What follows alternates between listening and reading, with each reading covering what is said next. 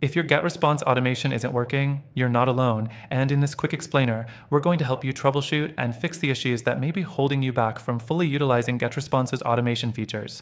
Stick around because, by the end of this video, I'll also share an exclusive offer for an extended free trial of a competitor that might be better for your needs. First things first, let's start with the basics. Make sure your automations are actually activated. Sometimes it's easy to overlook, but a lot of the time, the automation simply hasn't been turned on. Go into your automation settings and check whether it's toggled on. If it's not, turn it on, save your changes, and test again. It sounds simple, but this common mistake can save you a lot of headaches. Next thing, check your triggers. Automation triggers are what tell GetResponse to initiate a specific action. If your trigger conditions aren't set correctly, your automation won't work as expected. For example, if you're trying to trigger an email after a subscriber fills out a form, make sure that the right form is linked to the automation and that you've selected the correct conditions. It's essential that everything matches up properly here. The third thing, review your email list.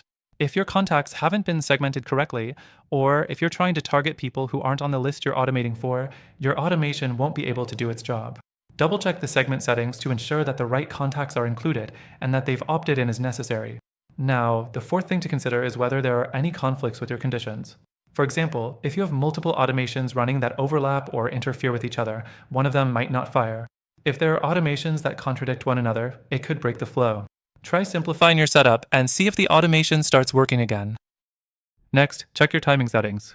If your automation is set to trigger during a time frame when your contacts aren't expected to act, or if your timing settings are too far apart, the automation might not work the way you want.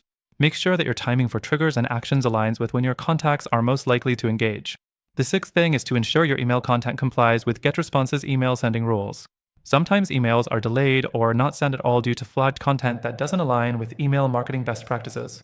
Check that your emails don't contain spammy language or other triggers that may cause issues with deliverability.